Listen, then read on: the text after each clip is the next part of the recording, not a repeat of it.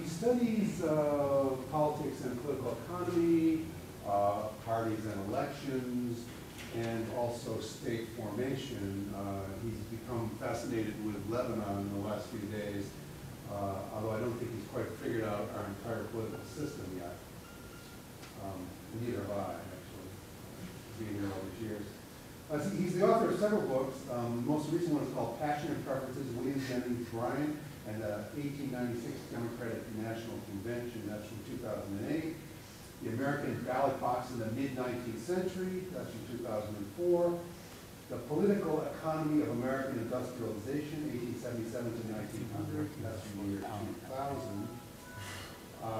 Recently, he started research projects dealing with political violence in the American South, the legislative founding of democracies, and the juridical construction of racial identity and the social practice of slavery. Are we getting close? We're getting closer. Maybe. The title of this talk today is the 2008 American Presidential Election in Historical Perspective. I am Richard Bensel. I'm sorry for the delay, and I'm very happy to be here. As Patrick was saying, you know, your elections are even more fascinating than ours, and this is a really fascinating period to be in Beirut. I've been following the way in which the parties decide who's going to run where and why. Well, maybe not why, but at least where. And it is truly fascinating. So what I'm going to try to do today is to place the 2008 American presidential election in historical perspective. And that means three things. Today we're going to look at the long-term trends that produced the voting patterns in the 2008 election. We will then connect those trends to the patterns of party competition in contemporary American politics, and then we're going to look at some of the policy implications of the 2008 election, and in particular how durable those policy changes might be. And let me, because I was unsure in making up this talk exactly what the audience would like to know about the 2008 election. At this point, I want to make sure that I encourage you that if, you know, as we put the screens up and you're looking at the different patterns, if you have questions or anything of that sort that you would like, interrupt me in the talk, because that way I'll be able to judge a little bit about where your general interest might lie and what things I might explore further. So don't be afraid to do that. And it looks like we're small enough that that'll work. American politics, like the politics of any nation, can be analyzed in layers, much as the way that Fernand Braudel analyzed the Mediterranean world of Philip II. Like Braudel, I'm not going to spend much time on the surface layers of the historical ocean. I'm not going to spend much time on things like former Senator Daschle's scandal that prevented him from taking the post of Secretary of Health and Human Services in January of this year. These things are important to the individuals who experience them and whose careers and lives and fates are affected. But like Braudel, I consider those things to be the surface froth of the historical ocean. And we're looking for things deeper than that today. In the United States, there is an audience for these things. The Daschle scandal was followed in the news shows and on the television news reports. And we call the ravenous audience for these kinds of things news junkies because they have an appetite that can never be satisfied. Below the surface froth of the historical ocean, there's another layer, a deeper layer, in which events play out and affect our political futures, changes in political development. And one of those deeper layers, the events in those deeper layers in 2008 was, of course, the election of Barack Obama. He's the first black man to be nominated for the presidency by a major American party, and of course, the first black man to be elected. This changes many things in American political development. It changes the ways in which minority children, for example, view the possibilities of their futures. It changes the ways in which people evaluate programs and policies such as affirmative action, and the quality of race relations generally. It also has an effect, as you probably know, it has an effect on the way the United States is viewed in the world in general. I don't think that effect will be as durable or as important as the changes in American political development domestically, but we'll see. At the deepest level of the historical ocean, there's yet another layer, and this is the layer that I'm particularly interested in, composed of the patterns and trends that march almost imperceptibly through time. It is these patterns and trends, for example, that made Barack Obama's election in 2008 possible when only decades earlier it would have been inconceivable, laid the groundwork for that possibility. It is part of the historian's task to detect and explain these patterns and trends, and in so doing to present an historical perspective in which to place the ephemeral scandals and spectacular events that appear on the front pages of newspapers and dominate the agendas of talk shows. So we're going to start. Good. This is a screen of the election returns from 2008. The red areas are the strongest Republican areas. The dark blue areas, the strongest Democratic areas. There are 3,141 counties in the United States, and they make up the data for the map as a whole. So it's much more detailed than the states, of course. So this being the state of Nevada, and then within Nevada, there's something like 17 or 18 counties. The darkest red counties were carried by John McCain by more than 30%, meaning his margin of victory was 30% or more of the popular vote. The dark blue areas, 30% or more for Barack Obama. As you can see immediately by looking at this map, John McCain and the Republicans carried a majority of the land area in the United States. Of course, losing the election, but a majority of the land area. Some of the counties in the Western Plains in this area down through Texas have fewer than 1,000 people. And he carried many of those counties by 80% or more of the vote. Of course, again, very few people living there. Barack Obama, on the other hand, carried many of the more populous counties. This is Los Angeles here, San Francisco, Boston, New York, Philadelphia, Detroit, Chicago, Washington, D.C., and even some of the bigger cities in the South, Atlanta being one, El Paso here. So when you're looking at these maps, as I put them up, remember that, as is likely to be obvious to you, but the people are not spread evenly across the country. So what looks impressive at first glance, does not represent the outcome of the election. If sheep could vote in the United States, and if they voted the same way as their counties, the people in their counties had gone, then John McCain would have won with a landslide. From Bradell's perspective, the patterns we see in the map are what I like to call congealed history. They are the product of migration patterns, political events, regional political economies that have developed over decades, sometimes hundreds of years. So when we're looking at the map, this is the state of Utah. The state of Utah's, it's been a strong Republican stronghold for some 50 years or so now. It is also the home of the Church of Jesus Christ of Latter-day Saints, or more popularly known as the Mormons. Mormons came to Utah primarily from Illinois and Missouri in 1847 to escape persecution. As some of you might know, at that time they believed their doctrine, church doctrine, was believed that the entry to heaven required celestial marriage, or what we know as polygamy. And that was scandalous and to almost all other Americans at that time. And so they were violently persecuted in this part of Missouri and then migrated to Utah. In the late 19th century, the Mormons were known as a radical group in American politics, both for their religious beliefs and because of the socialist organization of their economy. They have now become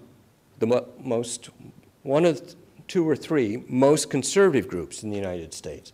Again, for their religious beliefs, which have moderated over the time. They no longer practice polygamy, or only splinter groups do, but particularly for their endorsement of capitalist principles and market principles and economic regulation and government generally. So this part, don't want to do that. This part of this Utah, but also southeastern Idaho, this part of Wyoming, and some parts of northern Arizona are all Mormon. And that, through history, has become a stronghold in the Republican Party. Another example of this kind of congealed history runs through what is known as the Mississippi Delta area. This is along the Mississippi River in the state of Mississippi, bleeding over to Arkansas and Louisiana, but also through the center part of Alabama, up through the center part of Georgia, into South Carolina, and some parts of North Carolina. That's known as the Black Belt. It's called the Black Belt because of the black soil. It was remarkably good for the cultivation of cotton, and because in the 19th century, because cotton was a leading crop in the United States, in the American economy, slaves were brought in to cultivate it. So in this area of the Black Belt were settled slaves forcibly, and then through the American Civil War, they were freed, but stayed in these areas. Cotton was still grown. In fact, cultivation of cotton expanded after the Civil War, and they've remained in that area ever since. So the pattern that you see here is the descendants of slaves from the beginning of the 19th century, through the 19th century, through the 20th century, into 2009. They haven't moved. So it's a congealed history in the sense that an American political economy of slavery, of cotton production, Southern politics, and so forth and so on, has laid down this pattern that you can still see in the map today. There are many of these. We could trace Scandinavian settlement patterns in the upper Midwest. Irish Catholics in Massachusetts, Hispanics along the border with Mexico, and so forth and so on. So when you're looking at this map, what you're looking at is a congealed history in which different layers have been laid down over time, over the centuries, in fact, contributing to the way in which the major parties compete. Now this congealed history, this base map, and the way the groups play out and their support for the major political parties then becomes the base expectation for party strategists when they enter any one presidential campaign. They become the thing that's given in the Bradellian sense. You can't change that base map. What you can do is move groups marginally one direction or another, but the base map remains the same. But over a long period of time, things do change in American politics. This is the 1896 presidential election, the 2008 presidential election.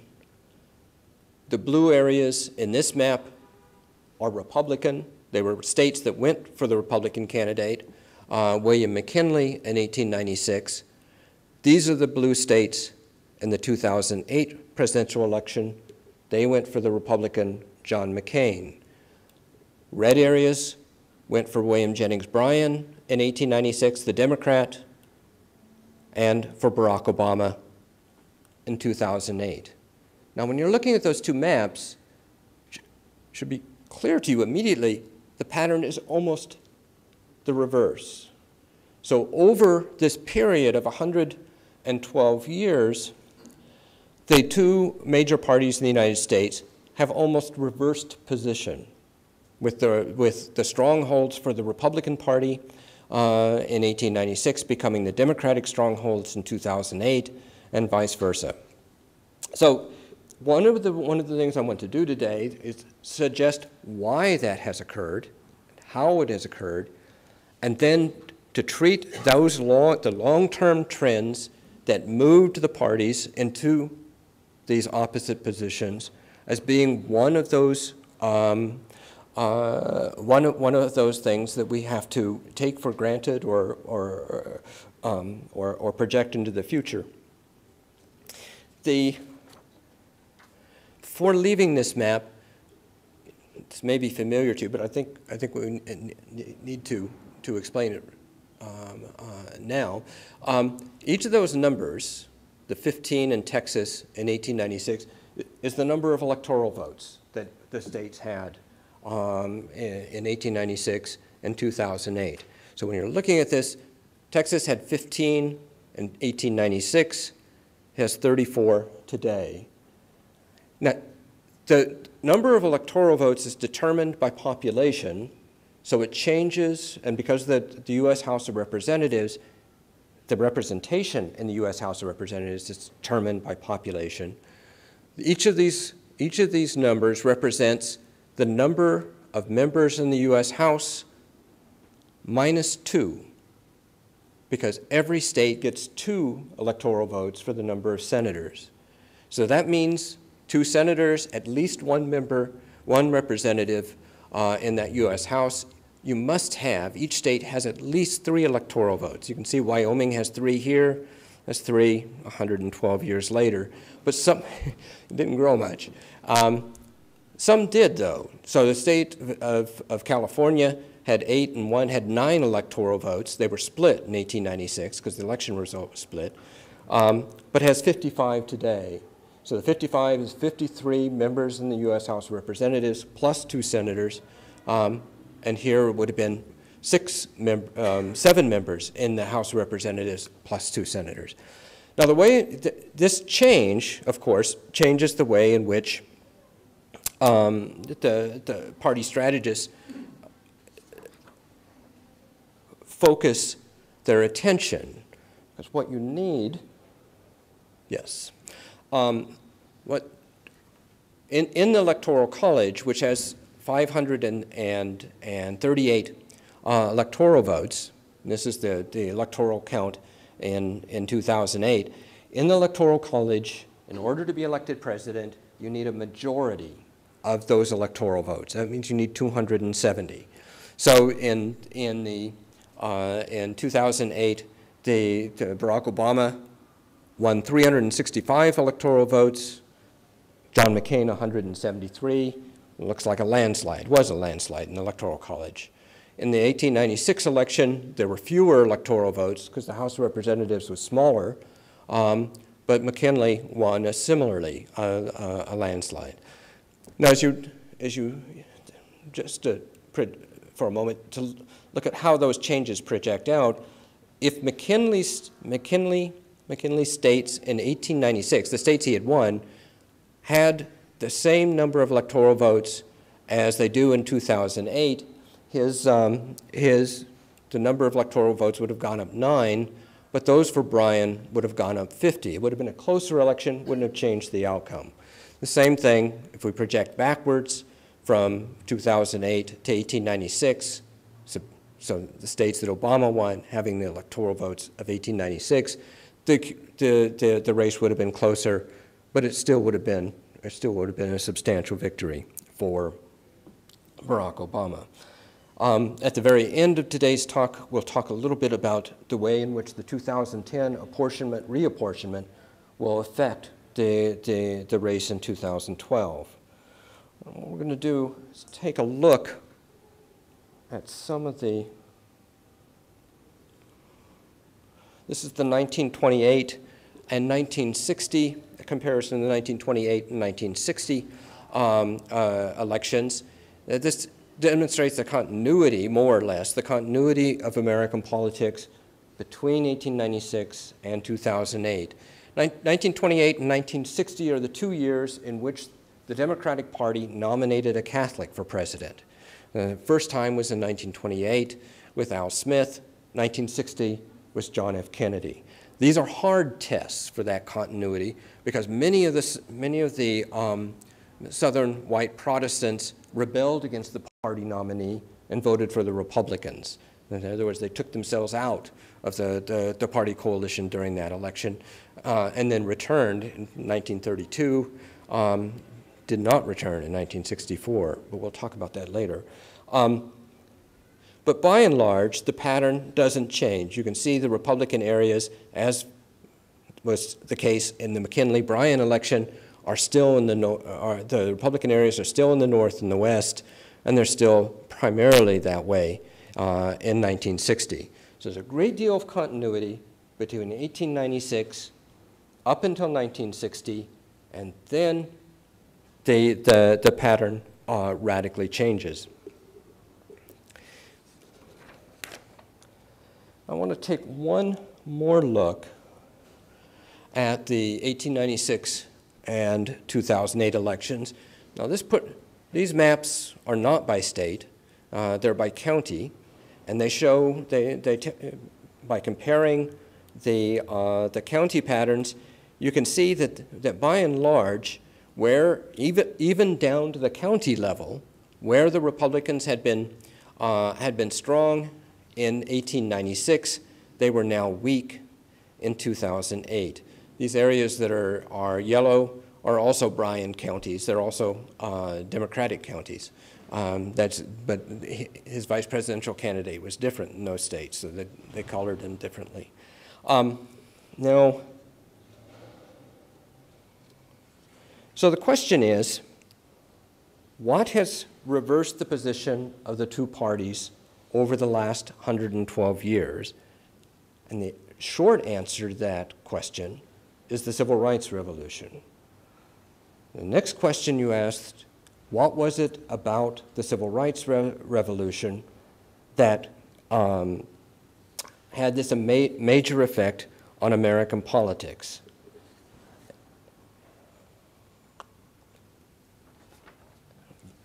Can you see that?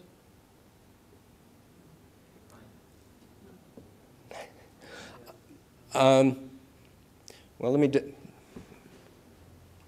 these are basically, this is the Civil War party system, New Deal party system, post-Civil Rights party system. And as a class analysis of the party coalitions in the two big regions in the United States, the North and the South. So the Republicans in the North in 1896, this was 1896 up until 1932, was primarily composed of upper and middle class Protestants, native-born whites. The Democrats in the North, primarily working class Catholics and immigrants. So that the upper classes, by and large, in 1896 were supporting the Republicans in the North, Democrats were the lower classes. The reverse is true in the South. In the South, the Republicans were primarily blacks, freedmen, freed slaves, and Hill Country whites. Hill Country whites primarily had allied with the Union in the North during the Civil War. The Democrats were primarily planters and whites generally. So it meant that the upper classes in the South supported the Democrats, the upper classes in the North supported the Republicans, and the lower classes, Democrats in the North, and in the South, they were Republicans. That means that the class cleavages in American politics between the two parties were inverted. So the upper classes were supporting different groups, North and South. Now that had a number of implications for American politics. Because they were those class divisions were split, it meant that class issues did not surface in American politics. up until 1932. It meant that they were suppressed by one or the other of the two parties because their other regional base could not tolerate them. It also meant that the major cleavage in American politics during this period was economic development. And economic development issues tended to bring workers into a Republican-led industrial financial coalition so that, that sponsored economic development throughout the North, while agricultural producers in the South tended to migrate towards the Democrats and an alternative program of economic development that would have encouraged and been beneficial to agricultural producers. And so economic development split the two parties, closing ranks within the regions, and class issues primarily were suppressed by the operation of the party system. The New Deal only changed one thing in that pattern, and that was the rise of large cities and labor unions allied with the Democratic Party. That meant that the Democratic Party and also the northern wing of the Democratic Party became larger than it was in the Civil War party system. With that change came the bifurcation of the way in which the American state dealt with the national economy. In the North, the Democrats sponsored many issues, like encouraging the formation of labor unions, social welfare programs, and so forth and so on, that looked a lot like a European social welfare state.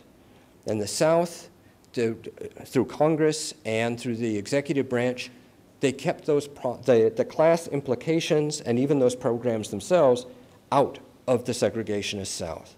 So that the New Deal coalition, by and large, protected segregation in the South, and this division of Republicans still representing blacks are disfranchised by the New Deal, by and large.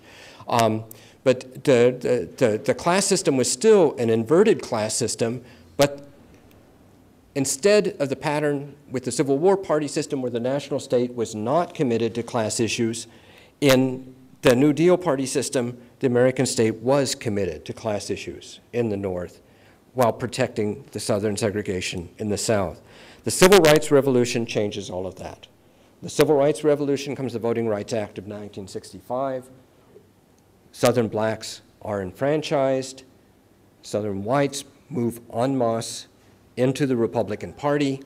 And after the 64 and 72 elections, basically the class divisions between the two parties in both regions have now become consistent, with the Republicans representing most whites, particularly Southern Baptists, and the very wealthy, and in the North, rural areas, small towns, and so forth, suburban middle class. And the Democrats, workers in the North, and workers, blacks, large cities in the South. Now, as those class alignments between the two parties become consistent, the American state's involvement in class issues also becomes stronger, and it means that policies, many policies in social welfare, health, and so forth, become nationalized. It also means that American politics, for the first time, often has class issues that are campaigned on consistently throughout the country.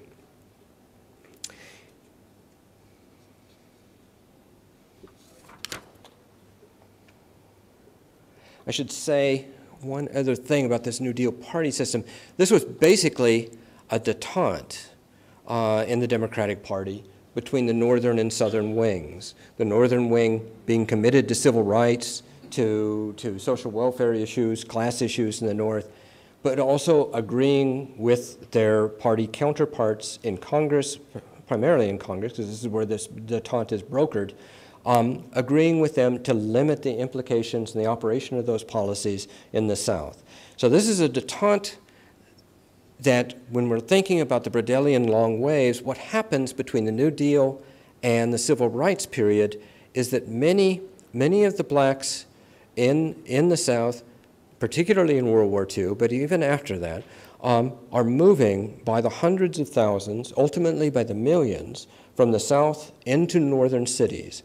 As they move from the South into the North, trains, buses, whatever they took, they become voters.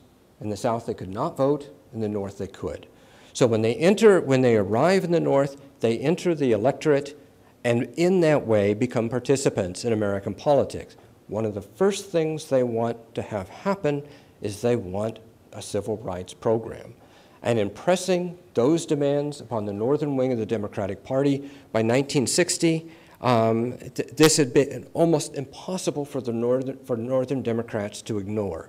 Because they couldn't ignore it, they became the civil rights movement, not only on the ground in protests and marches, but within Congress, with the members of Congress. They had to nationalize civil rights protection. As they do that, of course, that's where that comes. I mean, it's the long-term trend of movement of blacks from the South into the North, into northern constituencies where they could vote, that drive the northern Democratic wing of to violate the détente that had, by then, at that point, had lasted almost 30 years.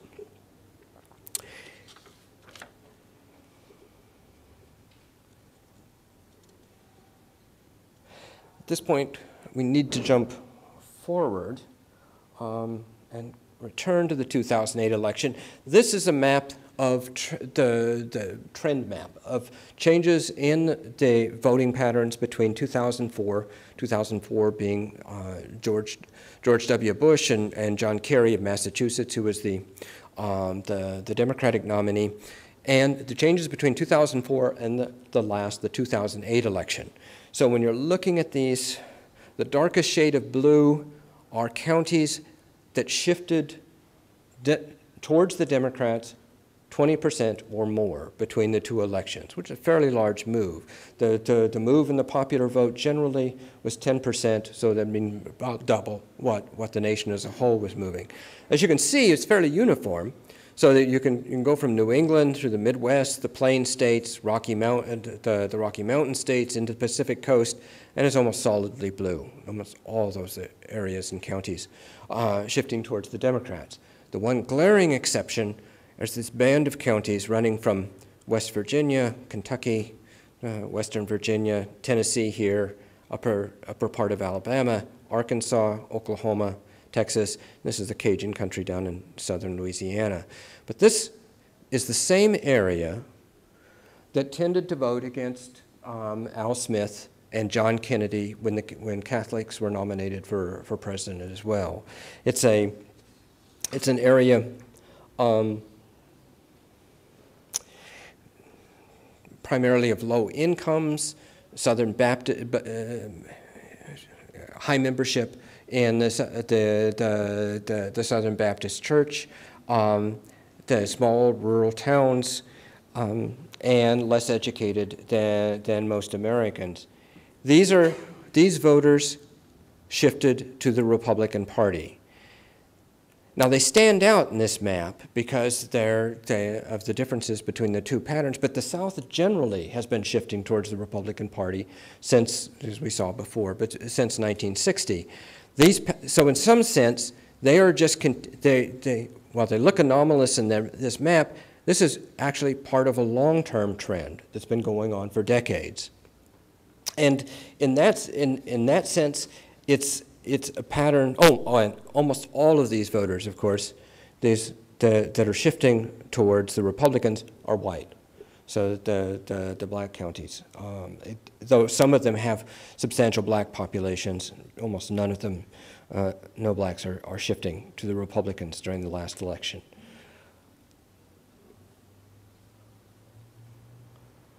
These give you two maps of population density. These are the least densely populated counties in the United States. We talked about before. They're almost all western and of course rural and they're almost all Republican. So you can tell this has been 0 and 25 people per square mile. McCain won 58% of the popular vote in those counties. in the most populous counties, 125 to 57,173, that's Manhattan, if you're curious, it's there. But the Democrats won those counties. So the population density is one of the things that determines these patterns. We'll talk a little bit more about that when we get to policy implications. We have two maps with ethnic groups in them. The top one is black population, 40% to 85% of the population. You can tell this is the pattern we talked about before. This is the old black belt in the American South. There are very, very few counties outside that black belt that have black percentages, over 40%. And Obama carried 69% of the vote in those counties. He lost all of these states anyway. Did carry North Carolina and the black area there, but by and large, that black belt population is isolated in American politics. This is the Hispanic percentage, 10% to 97% of the population. Of course, it's almost all southwestern. Some in Florida, and a few of the counties in New England. One of the things to remind ourselves when we're looking at these maps, when we're looking at patterns such as this, these are only the patterns produced by those counties. It may or may not be the case that it's Hispanics that are producing the patterns.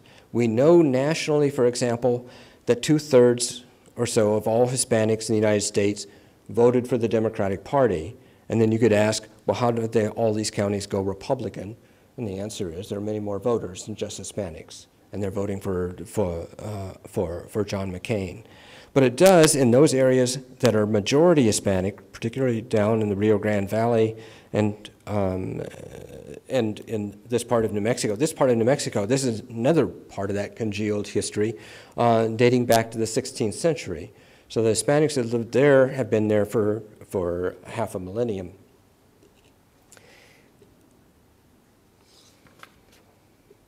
Carried 59% of the vote. You can tell that there's quite a bit of difference here, quite a bit of variation. So that in this part of the old settled part of New Mexico, along the Rio Grande Valley, California, Northeast, and so forth, these counties were all Democratic. When you move out into the Western Plains and some other and in Cajun country down in Louisiana, they're Republican. The Catholic Church, as we saw in the earlier screens on class alignments, Catholic Church traditionally, historically, has been allied with the Democratic Party. But there's been quite a split in the church adherents in their voting pattern over the last 30 years or so, with white non-Hispanic Catholics trending to the Republican Party and Hispanic Catholics, of course, going the other way. So this pattern is really a split between Hispanic and non-Hispanic Catholics, moving in opposite directions. The bottom one is Southern Baptists, 25 to 96% of the population. And of course, they're in the South, naturally enough, given their name. They're almost all Republican counties. And there's the very strongly Republican at that. When we're looking at this pattern, and we're thinking about the South and its alignment with the Republican Party, it's hard to distinguish or to determine whether it's Southern Baptists who are making, that's a fundamentalist church, fundamentalist Protestant church, whether it's Southern Baptists that are making the South conservative or the other way around. It's the South, which is basically conservative, making Southern Baptists aligned. They are so thoroughly intermeshed that it's clear that Southern Baptists are giving the South, are contributing strongly to the regional identity, the strongest regional identity in the United States, and to its conservative complexion. So, and then we come to the first map. There are two anomalies, major anomalies in American politics at present. One of them has to do with education. And in that top screen, you have counties in which college graduates make up less than 20% of the population. And in the bottom screen, it's 20% or more. Now, what is interesting about this is the way in which McCain wins those counties, the popular vote, 53 to 46%, reversing, by and large, reversing the pattern in the bottom screen. Education has usually been a class characteristic. So that education, college graduation, you're a college graduate, you're in upper class. And in this case, the education looks like the reverse of our expectations, that the liberal Democratic Party should be the party of the poor, less educated, less well-off, and so forth and so on. And the Republicans should be the party of the rich, better educated, and so forth. And in fact, the reverse is the case. We're going to come to an explanation for why that's the case in a moment. Now, this is the second anomaly. The top screen has the poorest counties in the United States, with McCain winning the popular vote 51 to 48%. The bottom screen has the most wealthy counties in the United States, with Obama winning 56 to 43%. So one of the things we want to understand is how it is that the wealthiest counties in the United States end up supporting the party, the liberal party of social welfare and wealth redistribution.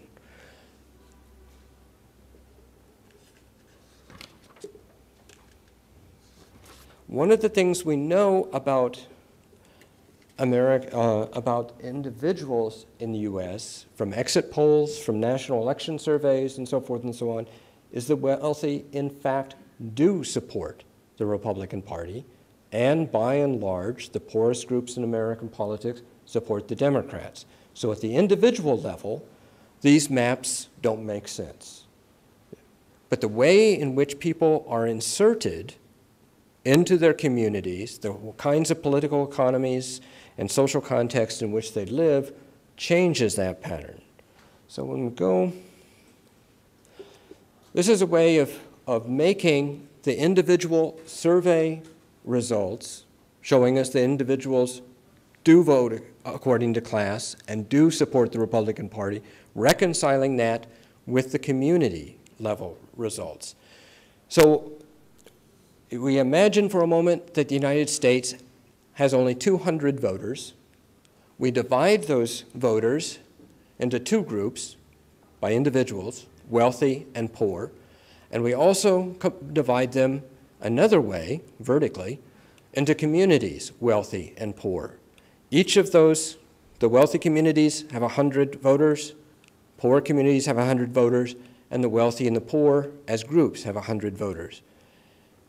There are many ways to do this, to reconcile this, but basically what you do, in this particular scenario, we have 47% of the wealthy in the wealthy communities supporting the Republican Party, and only 20% of the poor in the wealthy communities supporting the Republican Party.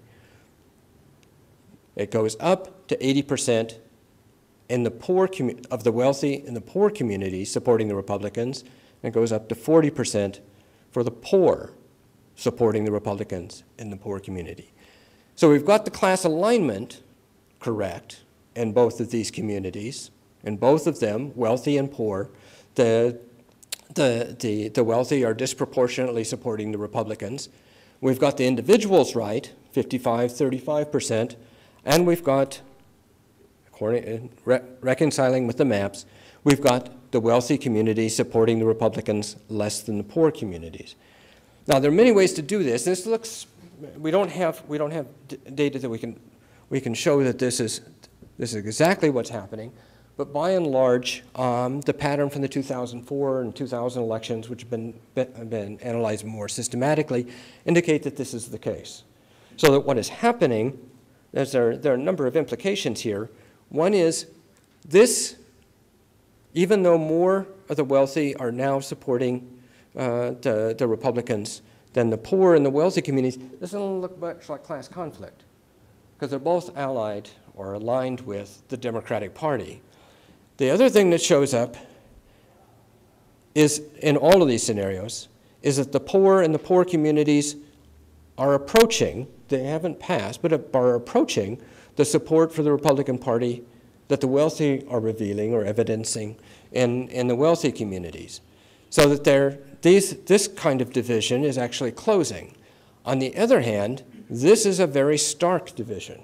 So the class alignments, and this tends, the other evidence tends to support the interpretation, the class alignments in the poor communities, in those vast western and southern spaces where the Republican Party is very strong, the class distinctions in American politics are much wider than you find in the Northeast or in California or in the industrialized areas of the Midwest, where actually the class alignment has now closed quite a bit. So that's the way of, and this will work into my closing observations on policy in just a moment. One of the things that is a long-term trend, this is actually changing American politics, closing the class gap in the Northeast, Midwest, the wealthy areas, more advanced economic areas of the country, and widening it in the rest of the country. Now we have, I'm going to do this briefly because we're running over. I'm going to go skip that. These are projections of population change up through 2010, the next census and the next reapportionment. I won't say too much about them. They're a continuation of old trends. Oops, that isn't what I wanted. There, okay. These areas have been losing population since the late 19th century. These are the rural areas we talked about before. And rural areas in the Black Belt, you can see this too. The population change movements are in fact product of congealed history as well. These are poor blacks moving out of rural counties where cotton is no longer produced, and actually the unemployment rates are extremely high in these areas. So they've been moving out, and of course they've been moving into counties, primarily in the Sun Belt and along the West Coast. These population movements, of course, don't become important in national or electoral college until they accumulate in states. So these are the states that are more rapidly growing in the United States, and these are the states that are either losing population or they're growing much slower than the rest of the country. I'll just summarize this, which is that the projections are in the 2010 census that those states that John McCain carried in 2008 will gain 7 electoral votes. Those states that Barack Obama carried in 2008 will lose 7. So everything else being equal, you look at that election map we had up at the very beginning, and well, we can in fact.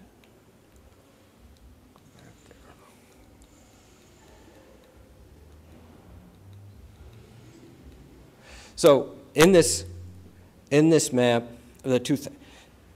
California will gain one electoral vote.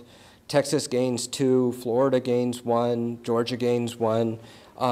Ohio loses 2. New York loses 1. Pennsylvania loses 1. You can do the math. And it's so that when you play it all out, there's a net shift of 7 electoral votes from the Obama states to these blue states. That's not enough, of course, to threaten Obama's election, or because he's almost certain to run again in 2012. But it does shift marginally, as it will into the future, because these trends have been going on since World War II. That does suggest that the Republicans have net gains in store for them at the state level, in the Electoral College. But there are trends that counter that, which is that the non-white populations, Hispanics, blacks in the United States, are growing more rapidly than the white population, which by and large votes Republican. And first-time voters for several decades have been entering into the Democratic Party. So those trends favor the Democrats. When you're looking into the future, what you see is a continuation, two different counteracting trends. One is the movement of electoral votes into the Republican states, and then you see demographic changes that in fact are increasing the Democratic vote even in the blue states. So that some of those changes, Virginia and North Carolina being the most recent cases, are the product of internal changes in the population.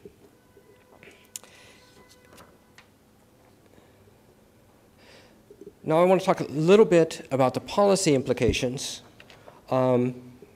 Don't really have a lot of time, but I'll do it. Well, I'll do it fast.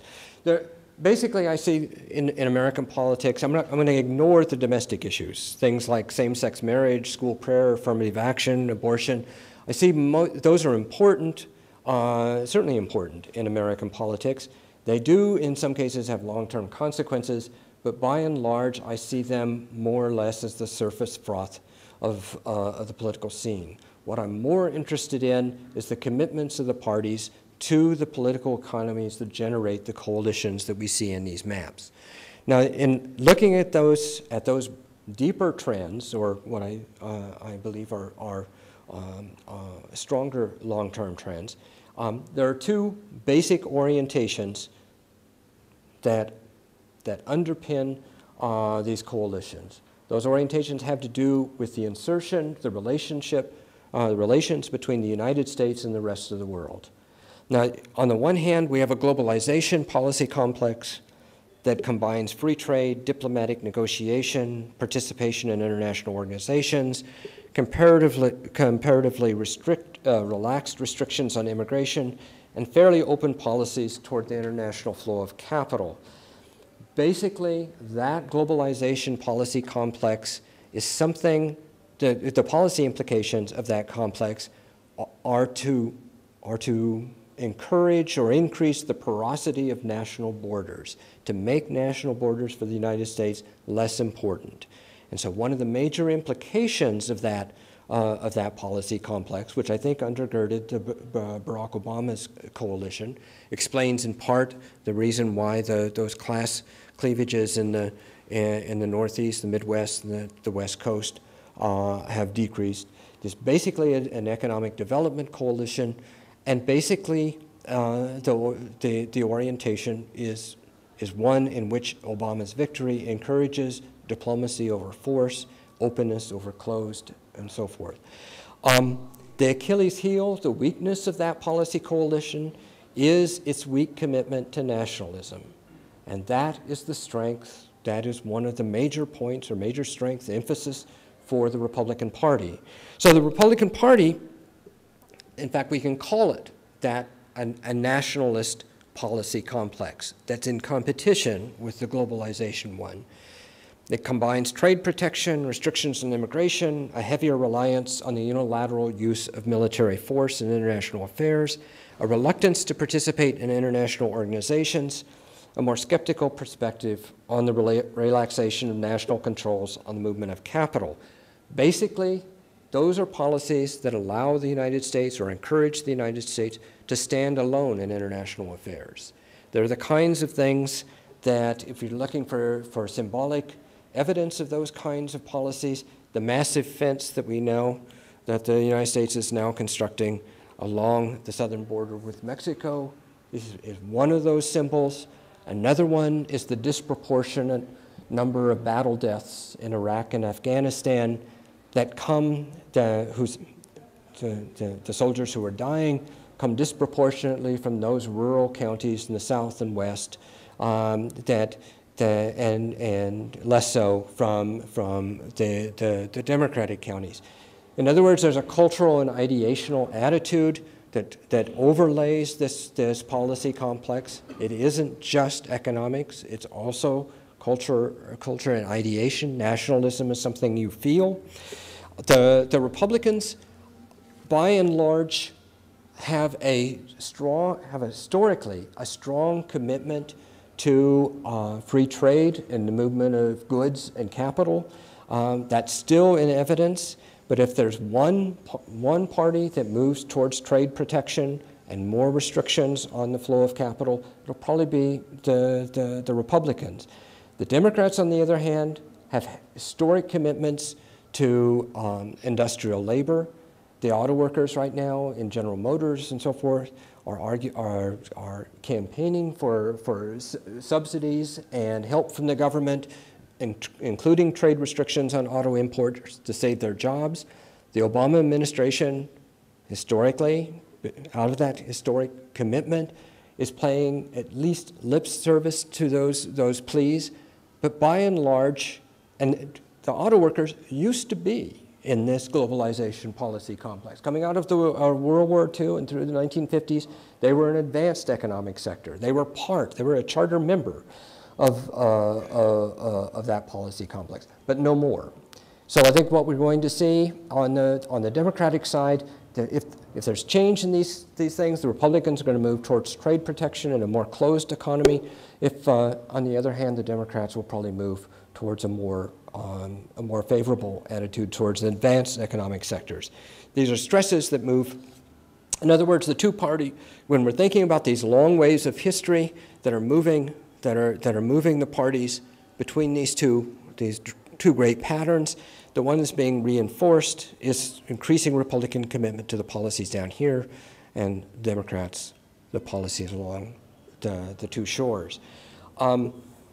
But the key difference, the key policy difference, and I think it's important to say that here, the key difference between the parties will be over American involvement in international organizations and choices between a reliance on diplomacy or the unilateral use of force. That's what we're going to see most immediately. The historical trends in the United States favor that globalization complex. That suggests, however tentatively, that you wouldn't project anything in politics, that the Obama victory in 2008 is more in the long-term trend of the political economies of the United States than a Republican victory would have been. So those are the historical trends. One of the things that happens, of course, is the talk today. This has been almost entirely an American-centric talk. There are long-term waves everywhere in the world. Every nation has them, every region. And sometimes they surface in unpredictable ways. 9/11 was one of those unpredictable ways. And they change politics themselves. So that American-centric focus that I've given you today is almost entirely on the United States, leaves out the kinds of events, surprises, and disruptions that might come from abroad. Thank you, and if you have...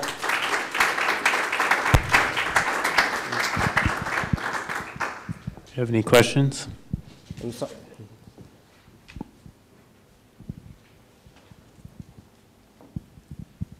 Thank you.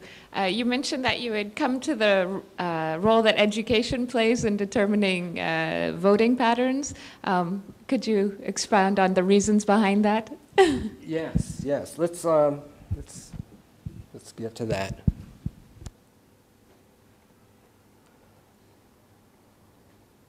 There, that's the screen. Now, what is really interesting about this map, especially, well, there are two differences that are going on. In the top one, these areas are areas, as we saw before, out-migration. These are people who are moving away. So what happens in these counties is that you have a lot of, they're lower middle class, but they're fairly homogeneous. They're populations. People own farms or they own businesses in small towns. Now what happens is they raise their kids, the kids go to university, they get college degrees, and then they have a choice. What are they going to do? They can go back and milk a cow, or they can go to cities and have a career. So those people, these aren't areas, by and large, that are hostile to education. They embrace it. The kids just don't go home. And because they don't go home, there's a demographic sorting that goes off. I mean, the people who stay behind, the kids that stay behind and don't have college degrees, and the people who get college degrees move to the cities. Now, what happens in these areas is there are a lot of people with college degrees. They're under 20%, of course, but they're there. They do vote Republican. There are, as we saw on the other screens, there's the class divide in these areas is really quite sweeping. But it's because of the demographic sorting out that these areas that show up as having very few college graduates end up voting Republican, and that explains the top screen. So now when you look at and this has been going on for a long time. So now the bottom screen is really interesting because you get two kinds of things that are going on. One is that college graduates, they need a job. So they often work for the government, they work in trade and finance, and where they do that, they tend to vote Democratic. Now, the most Democratic county in the United States is Prince George's County in Maryland, just outside Washington, D.C. It's a bedroom community for government employees. It's also the home of the University of Maryland. And university towns all the way through here.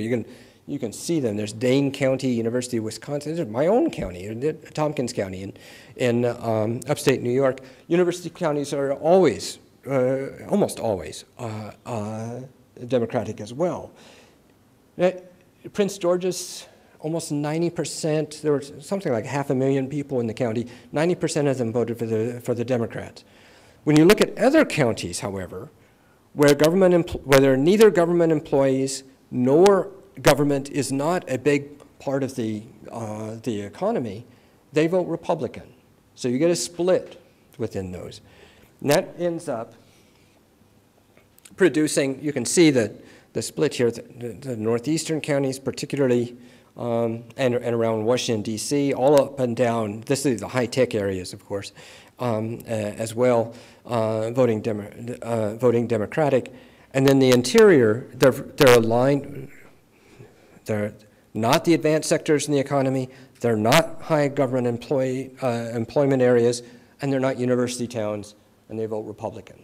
So they're also the destiny for the college graduates moving out of these areas into the cities. So there also is a sorting out that takes place. How important that sorting out is unclear. Some people really think that, maintain that people, once they've decided they're a liberal Republican or a conservative Democrat, actually choose their destination, where they're going to live on that basis. So then the sorting out becomes political as well as economic. I'm less sure of that. I think there's some of it, but I don't think it's nearly enough to produce those patterns. But that's the explanation. It is complex because the way education plays out in American politics is the way it plays out in American society. There's a lot of movement, a lot of sorting, and where people end up. One of the things I should emphasize about today is that much of American politics is studied through national opinion surveys, which lump all this stuff together. And I don't think that's the way to go. You have to separate it out by region, by type of county. You have to place people like college graduates in their context to understand what's going on. That's the reason I prefer the maps to the national. Other questions? Thank you for a great talk. Can you put back up the slide that has the quadrangle of the poor people in rich communities? Oh, and the poor hypothetical. People yeah, the hypothetical. Let's see, that would be forward. Yes. Now, help me to understand this again. More poor people in poor communities are voting Republican than they used to? Or more poor people in poor communities? Well, this is cross-sectional. So this is, just pretend this is the 2008 election. Okay. So this isn't a trend. Right. Okay. So this would be 40%. Gotta go back. This is pretend it's the 2008 election. It's meant to be accurate for that, but it's hypothetical because we don't have the data. But in the 2008 election, 40% of the people in the counties. Okay, okay, I'm understanding this as I thought I did. And let me try this out on you, that the reason that this is happening is that poor people who used to work in factories, for example, which have just vanished from these areas, now work in small businesses such as barbecue shops, nail shops, hair salons. They're all over my hometown of Cleveland, where they used to work for Republic Steel. And they're now afflicted by the same IRS tax regulations, OSHA laws, unemployment compensation rigmarole as the Republican voters who used to own Republic Steel. And therefore, there's actually a kind of poor class of entrepreneurs in the inner cities that has replaced the working class. And that provokes some Republican sympathies. What do you buy? Would you buy that? Well, I mean, what I'm pointing to is the rise of the service industry, which now accounts for what? Over 60% of the American economy. And that's one thing I didn't hear you say anything about. If there's anything that constitutes a massive internal demographic shift, it's the fact that the United States is no longer a manufacturing economy, it's a service economy. Stand up. Those folks in Cleveland, oops, I got too many buttons on this thing. They would be in this category. So, and there's even your small businessmen in these, because Cleveland, as distressed as it is still one of those counties with a higher than average per capita income. So you. But not the county, because we're dealing with counties. But even so, in fact, even so, Cleveland's, the city of Cleveland is probably around 75 to 80% Democratic.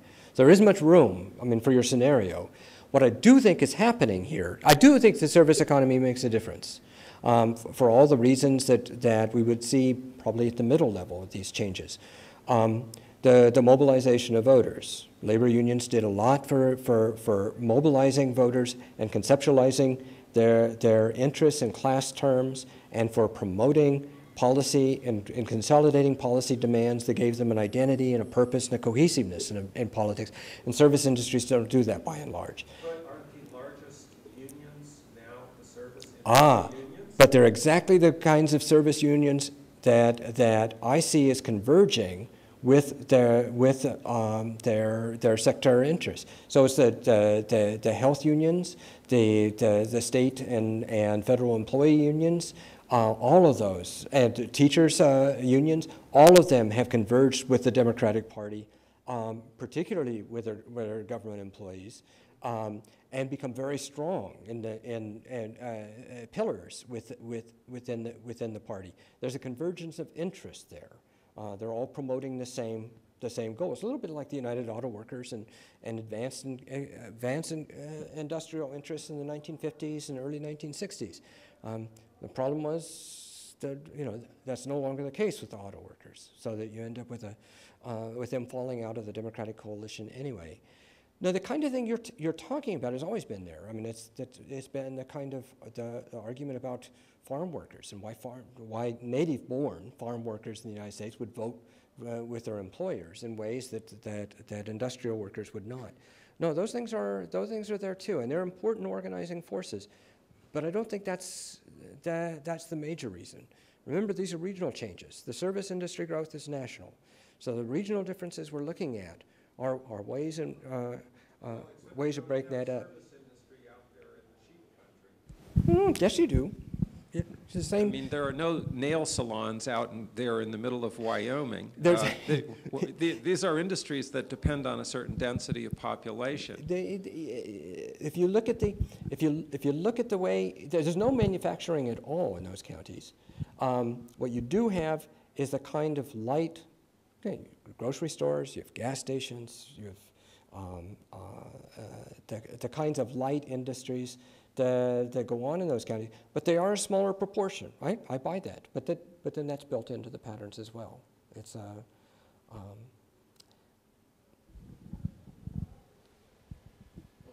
Hello. Hi. Thank you for the presentation. It was really interesting. I have a question regarding the college graduates. And if we take the average college students or the ones who went to college or quit college or even graduated, the average tended to vote for the Democrats in the 2008 elections. Can we say that? education is, well, in fact, I have, where here, I can give you the exact.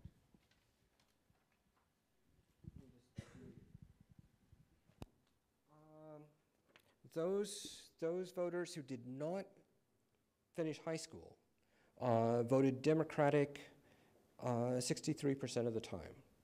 If they finished high school but did not go on, 52%. If they finished some college, 51%. If they finished college, 50%. So far it's been down, 63, 52, 51, 50.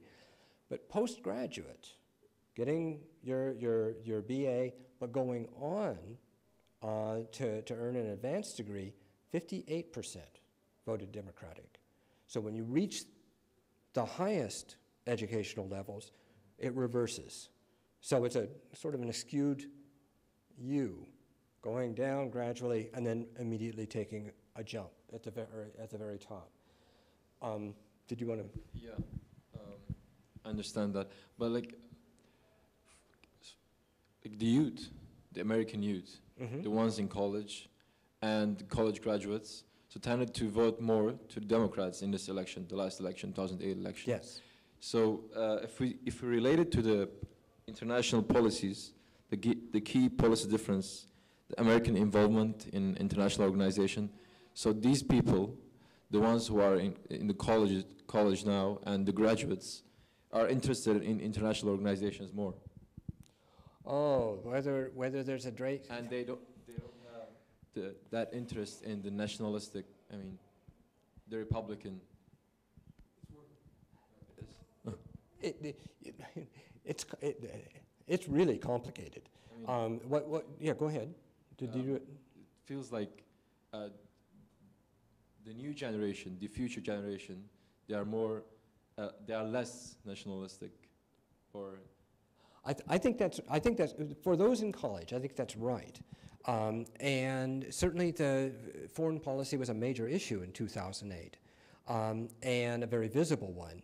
But there was something, and this is one of those things that helps explain some of the short-term trends here. There was a great upswelling of support for Obama on college campuses throughout the Northeast, the Midwest, the West Coast, generally throughout the country, but primarily in those regions.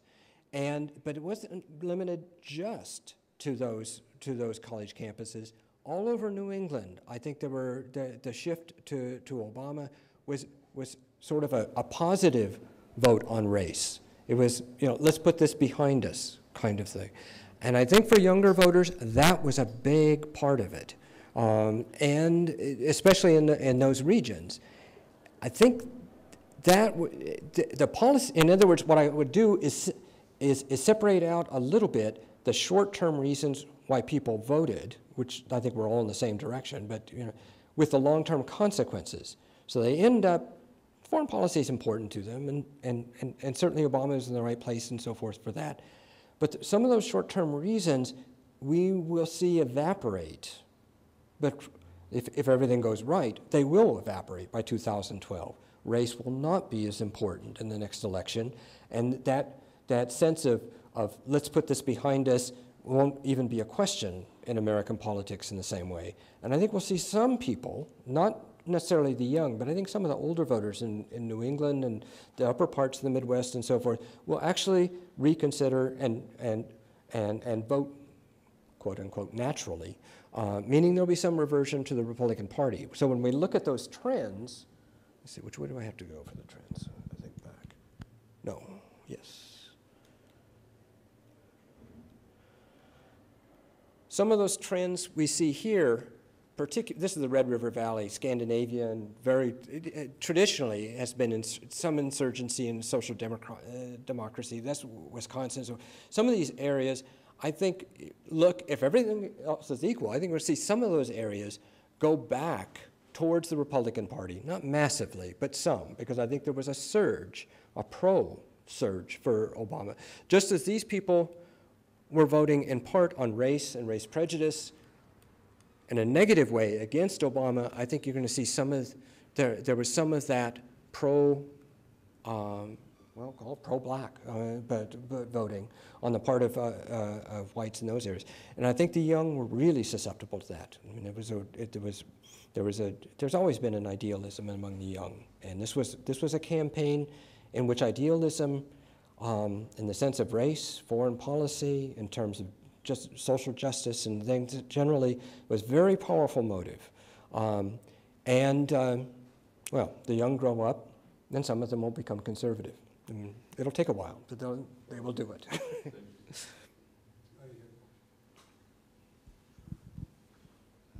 I want to just actually ask a question which is a little bit related to that. Statistically speaking, what is voter turnout and sort of voter registration trends? How do you, do you have to normalize for that in these models, or how do you take that into account into longue durée sort of models? Of course, the big, over the last 100 years, the big difference has been in the South, because just after the Civil War and Reconstruction, blacks could vote, and when they could vote, they also encouraged whites to vote because whites were voting against them. So the turnout rates in the South just in 1872, 76, the turnout rates in the South are 80% or more. Then what happens is blacks are disfranchised, but along with blacks being disfranchised, the same methods to disfranchise them disfranchise poor whites. So that turnout, just eligibility drops dramatically, but in Mississippi by 1920, 5% of the people were voting. So from 1920 on, there's a gradual increase in voting generally in the South, because as blacks start to move, and there is some movement into the middle classes, into cities and more relaxed areas, and they begin to vote. It's still tiny, but they begin to vote. As they do, whites also begin to vote, so it starts to go up. And of course, after 1965, it explodes again. So now when you were looking at these patterns, actually in the last election, I don't have the figures with me, but I think voter turnout in the last election was probably more evenly distributed across the map than any time in 100 years. The lagging areas in voter turnout after the Voting Rights Act were still these black belt areas, because education was so low and they are so poor, and and actually state politics in some sense in Alabama and Mississippi is so hopeless, they just didn't turn out. But with Obama's candidacy, they did. So you even got an upsurge. It wasn't enough to carry these states, not by a long shot, but it still was an increase in turnout. And it mobilized them in a new way, and it tended to be important in North Carolina. In North Carolina, the turnout of blacks did make a difference. It was a very closely contested state, did go Democratic, and against the long-term patterns. And there was important. Less important in Virginia because the black population is so much smaller. In Virginia, the reason why the state went Democratic is the flood of new residents into the upper part of Virginia across from Washington, D.C. Alignments, we have to keep in mind who could vote and where. Oh, there's one exception here too, and that's Hispanic voters along in these areas. There are many more Hispanics in the population than there are voters. And that's because many of them are immigrants. They can't vote yet because they haven't been naturalized. And they also tend to be younger, so they can't vote either. So when you're looking ahead in American politics, everything else being equal, population's not moving, these areas are going to trend democratic in a way, the future for these areas is trending democratic in a very powerful way. That's if nothing else changes, because everything will move in the direction of enfranchising Hispanics, and they shouldn't change their position.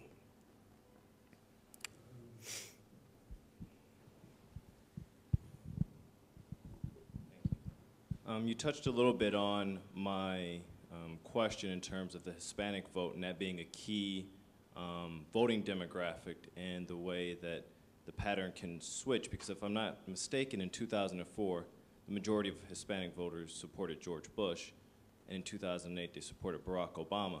And so if there is going to be an upswing in the Hispanic vote, I mean, what's your opinion on, will it stay Democratic, or will it maybe go back to being Republican, depending on the issues? Or It's a good question, because it reminds us, first of all, that there's not one group called Hispanic.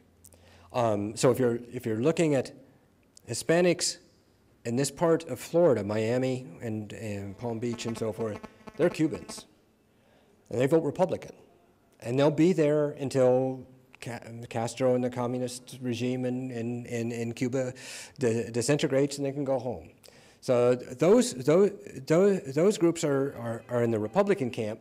When you're looking at New York, primarily New York, you're talking Puerto Ricans. That's a different story. They probably they're older. They're certainly democratic, but they're less concerned with relations with Mexico than they are with Puerto Rico. In this part of New Mexico, many of these Hispanics are very old Spanish families. So they tend to be wealthy, upper class. They don't have connections with Latin America in the same way. They don't even have an identity with them in the same way. They do vote Democratic, but we wouldn't expect them to be in lockstep. It's these areas, of course, where you get the Latin American, particularly Mexican immigration. Now, what was your question again? Because I wanted to split up the Hispanic groups, and then I forgot what to. just if you can sort of predict whether or not this is going to be a swing voter demographic. Oh, I see, because of George Bush. Back to the Republican vote in 2012 or 2016? Yes, no, and that too is a good question. The way the Hispanic voters, of course, are disproportionately Catholic. And being disproportionately Catholic, the argument has run, and the Republican strategy has been to try and bring them into the party on social issues like abortion and school prayer and so forth and so on. I think there's little evidence that I mean, it did work a bit. I don't think there's any question about that, but especially with George Bush, because he was governor of Texas, and as governor of Texas, he knew how to mobilize or at least decrease the Democratic tendencies in that voting group. But I think in the long run, I think they're going to split by group, by their different groupings. Cubans aren't going to change. This is, in fact, the Obama administration is going to be anathema to them.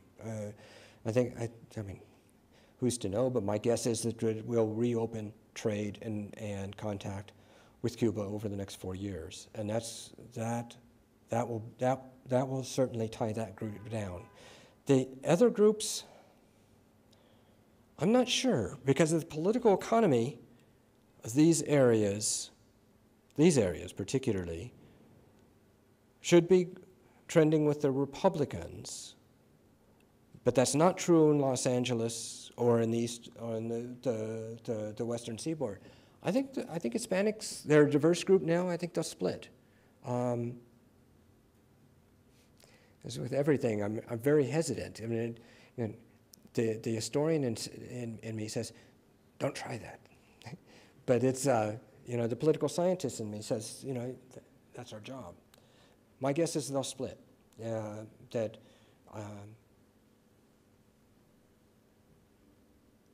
the younger Cuban voters who have no ties with Cuba?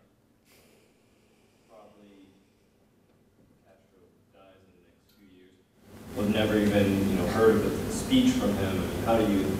Is it possible that that lot could shift? Well, I think the answer is really in the way you couch the question. If it does break down, I think a good portion of this is hope. I mean, why in the world would you stay? Oops, no, that's my Norton thing. A good portion of the reason they stay in southern Florida is to be close to Cuba. And they have relatives and so forth on the island. They try to stay in contact with them. They try to send money, food, and so forth. As both populations age and grow apart, you would expect to see these populations distribute. And to the extent that they distribute, my guess, I mean, most of these Cubans are upper class, well, they were upper class in Cuba. So merging into the rest of the population sort of seamlessly, especially for the children, once they become educated, that's pretty easy to do. So I think in your question is the implication that to the extent that it's unrealistic to expect repatriation to Cuba, then this should dissipate. If there is a thawing in relations with Cuba and the regime there, it also should dissipate.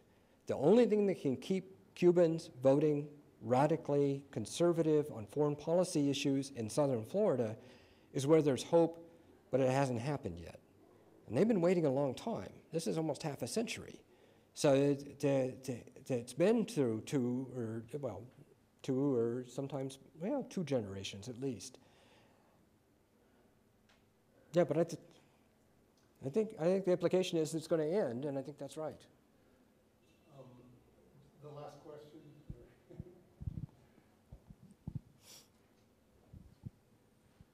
My question has to do with the ideological complexes that you said undergirded the 2 different political parties towards the end of your talk, and particularly the suggestion that the Republicans may move towards some kind of support for protectionism.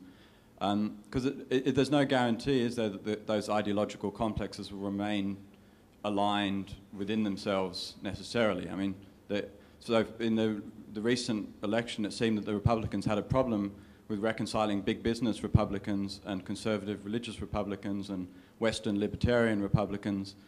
They're misaligned, and couldn't they stay misaligned? It's a very good question. Underlying your question is, what is the relationship between these ethnic, income, residential, sparsely settled and dense urban areas and so forth, between those patterns and these complexes?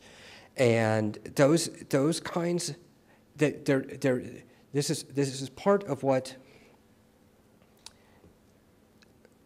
I see, and I think many people see. There is this kind of there is a surface tension between the libertarian wing of the Republican Party, which has been more aligned with advanced sectors, and the social conservative wing, which is that area here in the map. This is the social conservative area, which is not aligned with those. So the tension between them over social issues and so forth has pushed gradually some of those moderate on social issue Republicans into the Democratic Party, where they're swallowing economic policies that otherwise they would not, because they cannot stand or tolerate the social conservative policies. Your question is that within each of these party coalitions, you have 2 very different groupings. You have people who are brought into the party on social issues, on social conservative issues or socially liberal issues, and you have the economic voting, which has to do with economic policies and sectors and the relationship between the state and the economy. And the tensions between those 2 things are always there. I do think that these policy complexes that I described are the long-term policy, they are the long-term things that parties in Congress practicing policy decisions, making policy decisions, have to reconcile within themselves, and that the other things, like abortion, affirmative action, and so forth, those things are sporadic policies. I mean, almost every Congress votes on abortion. They do so once or twice, and then they're done. They move on to something else. But they're voting on these economic policies, on trade relations, on foreign policy, on the regulation of finance capital. They're doing it all the time. So that the deep embedding of these party coalitions in the political economies, that happens there. The social policies, that looks to me like surface froth. Doesn't mean voters don't respond to them, they do.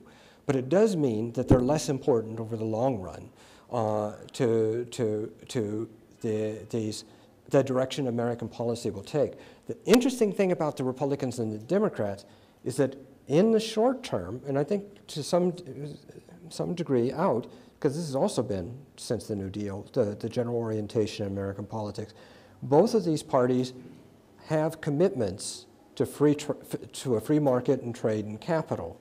For the Republican side, it's ideational rather than being substantive in the political economy of their groups. For the Democrats, it's the substantive political economy of their groups, and it's less ideational. But both of them basically are free marketeers with respect to relations between the United States and the rest of the world.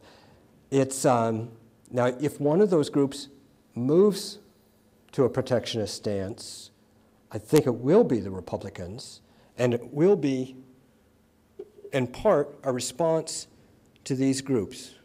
These are textile workers, they're small industry. These are areas that are more, right now, more heavily threatened by, say, light manufacturing and commercial production in China than any other groups in American politics. So if you're responding to your base, if it becomes important in American politics, an important opportunity, the party that will take it will be the Republicans. But I don't see that yet.